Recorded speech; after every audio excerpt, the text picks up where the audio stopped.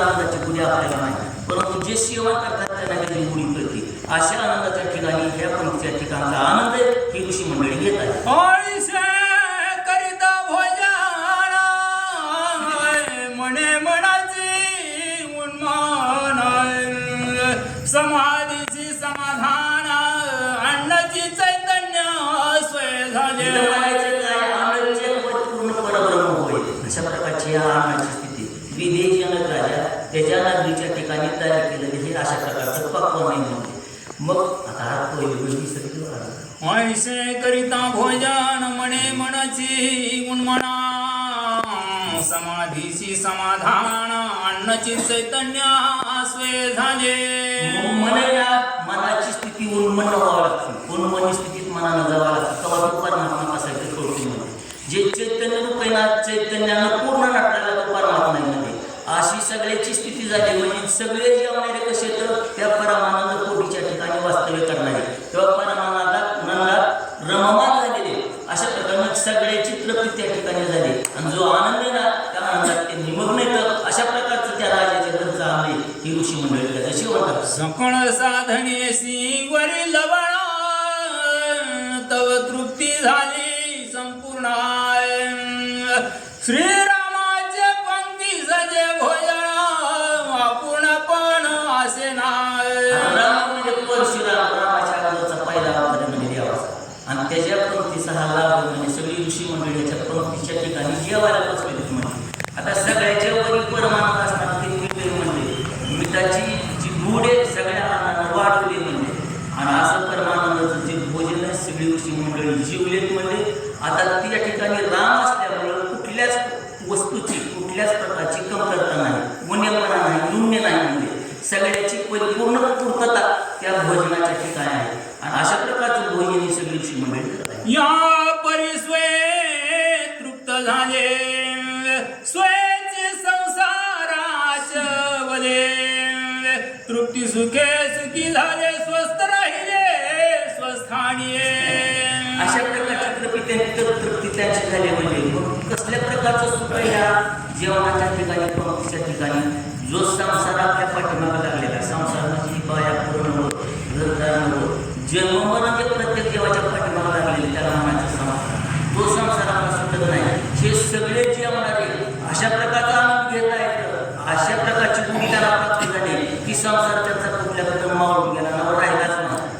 अशा प्रकारे ते तृप्त झाले आणि जो परमानंद त्या गुढीच्या ठिकाणी एक रूप समरसून राहिले अशा प्रकारची आनंदाची गुढी त्यांनी घेतली. वासना शिरा करो काढोणी गुडिये शांती परिपक्वपणाची विडी सोलीला तोंडी घातली. अशा प्रकारची किती करणे म्हणजे जे कुठलं असणारं एखादं म्हणजे भाजी असेल तिच्या शिरा काढल्या त्यामध्ये असं या ठिकाणी अध्यात्मात ह्या सगळ्याचं वर्णन आहे. मग सगळ्या भाज्या अशा पद्धतीने त्यांना तयार केलेल्या आहेत. मग जिथलं ते वाईट आहे ते सगळं बाजूला काढले आणि जो रस आहे ना आनंदाचा रस तेवढ्या असणाऱ्या रसाची गुढी या ठिकाणी तयार केली आणि अशा अन्नाचं सेवन ऋषी करतात. जाणून अहंकार कठीणपणा सोहम गाळी व शुद्ध चुना लागून शांती परिपक्वपणा तांबूल स्वादळा सुस्वादू.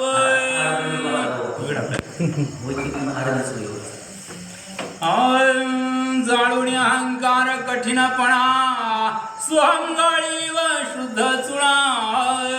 अहंकार कसा आहे मोठा कठीण असतो म्हणजे निबर असतो. तो काय केल्यानं फुटत नाही. तो अहंकार कसा त्याचं गळण केलं जाळला तो अहंकार आणि शुद्ध अशा प्रकारचा तुम्हाला त्या ठिकाणी आणला. अशा प्रकारची पानाची वेळी त्या ठिकाणी तयार करतात. लागवणी शांती परिपक्वपणा तांबूल स्वादळ सुस्वादू. म्हणजे पानाचा वेळामध्ये अशा प्रकारचा अतिशय सुंदर स्वाद येणारा अतिशय रुची येणारा अशा प्रकारचा पानाचा वेळामध्ये सुस्वाद अशा प्रकारचा स्वाद तिथं तयार झाल्यामध्ये अशा पानाचे वेळे सगळ्या ऋषी मंडळींनी त्या परशुरामाने सगळ्यांनी घेतलेले. सर्व साराचे निज सार याची सेविती खदीर सार. सगळ्या साराचं सार खदीर सार हा का तर त्याच्यावर टाकल्यामध्ये सगळ्या सार पानाला त्या काताशी गोडी नाही मग ते खदीर सारांना सांगितलं या ठिकाणी ते त्या पानावर टाकले म्हणजे पानाच्या विड्यावर आणि त्या सगळे पानाची रीतीने सेवन केले. श्रीरंगाकारा अति पवित्र तांबूला श्रीरंग कशा रंगाचा आहे, परमात्मा कशा रंगाचा आहे, अशा प्रकारचा रंग ते असणाऱ्या म्हणजे विड्याचा तयार झाला आहे म्हणजे. आणि अशा प्रकारचं तांबूळ त्यांनी त्या ठिकाणी तयार केले व तोंडामध्ये घातल्याने अशा पानाच्या विड्याचे सेवन करावे. और पिले सुमन चंदन दीपावली निरंजन. मग ते सगळे ऋषी मंडळी आहेत, त्याच्यात परशुरामाची सभा झाली किंवा परशुरामाची पंगत आहे. मग त्या ठिकाणी धूप आहे, दीप आहे, चंदन आहे, सडा आहे, रांगोळी म्हणजे असं सगळ्याचे त्या ठिकाणी निर्माण केलेले किंवा इतक्या उच्च प्रतीने त्यांचा आदरातिथ्य त्यांनी केलेले आणि अशा पद्धतीत त्यांची पंगत त्या ठिकाणी सभा झाली. यथोक्त करिता पूजन सुख संपन्न भार्गव. मग जशी पद्धत आहे, जसा पंचराची गीत आहे, अशा पद्धतीनं या राजानं त्या सगळ्यांचं पूजन केलंय म्हणजे. आणि हे पूजन केल्यानंतर त्या परशुरामाला अतिशय आनंद झाला. परशुराम आदरात त्यांना अतिशय संतुष्ट झाले. आता पुढे बघा. परशुरामाचा निज मेढा सीतेने स्वयंकर्मणी घोडा. सीताचा करुणी ओढाई बाणाचा गाढा जाणा केला.